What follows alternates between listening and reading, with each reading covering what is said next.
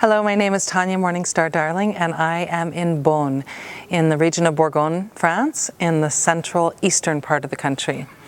I'm here at the historic Hospice de Beaune in the center of town, and you may be wondering how this relates to something so urban. Well, this place is really quite extraordinary. It was established in 1443 by the Chancellor Nicholas Rollin, Chancellor to one of the Valois dukes at the time.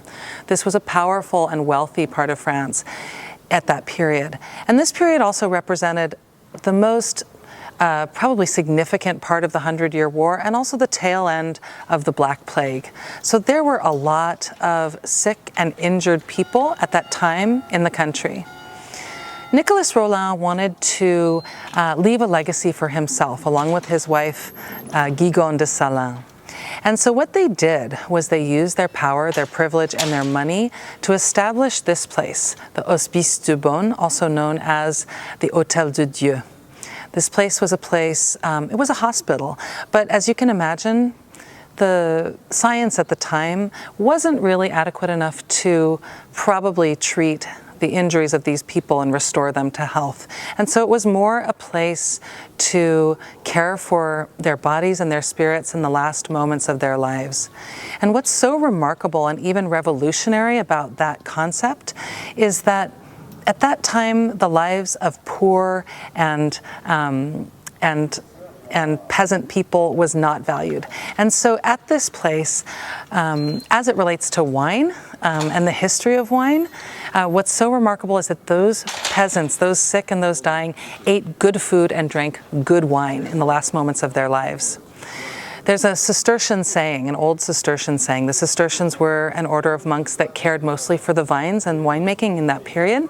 And that saying is, "Qui le bon vin boit, Dieu voit." That means he who drinks good wine is seen by God.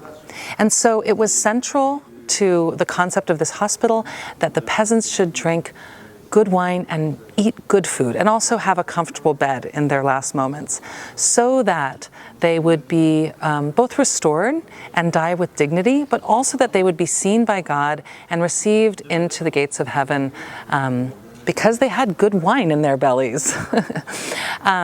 It's an extraordinary, beautiful place. It functioned as a hospital until the 1970s. Today, it's a museum and also houses the auction of the most important auction of wine here in Beaune every November.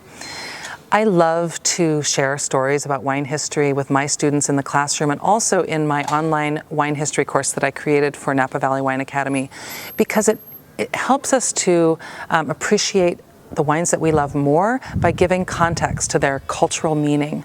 I hope you'll join me for wine history at Napa Valley Wine Academy and learn more about the wines of the world and how they came to be as they are, and also to help you enrich your studies and enjoy wine more.